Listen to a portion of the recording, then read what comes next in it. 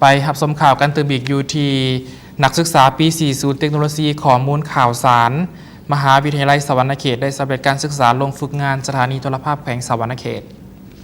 ภายหลังสำเร็จการลงฝึกงานของนักศึกษาปี 4 ศูนย์เทคโนโลยีข้อมูลข่าวสารมหาวิทยาลัยสวรรณเขตที่สถานีโทรภาพแขวงสวรรณเขตในวันที่ 6 เมษายนนี้ทานอาจารย์แสงเทียนคุณวรวงศ์ผู้สินำเวียกงานฝึกงานศูนย์เทคโนโลยีข้อมูลข่าวสารมหาวิทยาลัยสวรรณเขตก็ได้นำพานักศึกษาปีที่ 4สำเร็จการลงฝึกงานที่สถานีโทรภาพแขวงสวรรณเขต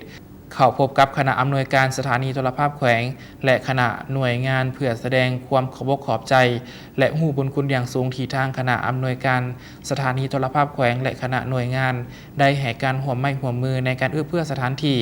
บรรดานักศึกษาที่ได้ลงฝึกงานสอบประสบการณ์และเรียนรู้บทเรียนตัวจริงในด้านต่างๆโดยเฉพาะด้านเทคโนโลยีข้อมูลข่าวสารและด้านอื่นๆในสำนักงานดังกล่าว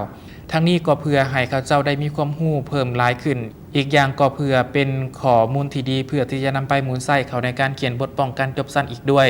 สำหรับนักศึกษาปีที่ 4 ศูนย์เทคโนโลยีข้อมูลข่าวสารมหาวิทยาลัยสวรรณเขตที่ได้ลงฝึกงานที่สถานีโทรภาพแขวงสวรรณเขตครั้งนี้มีทั้งหมด9คนยิง7คนซึ่งลงฝึกงานก็ได้เริ่มมาแต่วันที่ 13 กุมภาพันธ์เป็นต้นมาและมาฮอดวันที่ 6 เมษายน 2017 จึงสำเร็จโดยใช้เวลาประมาณ 8 อาทิตย์ส่วนว่าเวียกงานฝึกอบรมของนักศึกษาของสถาบันดังกล่าวก็ถือเป็นเวียกงานหนึ่งในหลักสูตรการเรียนการสอนฐานคำพันธ์พรมเวียงไซฮองหัวหน้าอำนวยการสถานีโทรภาพแขวง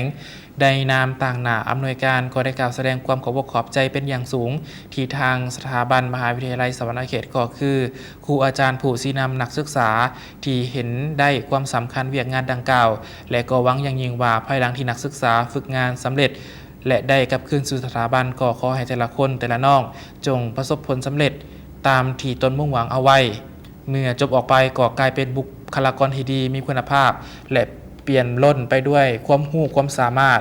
ที่ทุกคนได้สะสมมาและพร้อมที่จะได้นำเอาไปมูลใส่เข้าในเวียกงานการประกอบสร้างสรรค์พัฒนาประเทศชาติของพวกเราต่อไป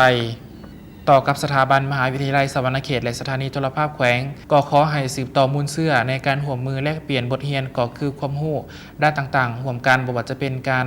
นำนักศึกษาลงฝึกงานเพื่อซอกรู้ประสบการณ์ต่างๆในอนาคตอีกด้วย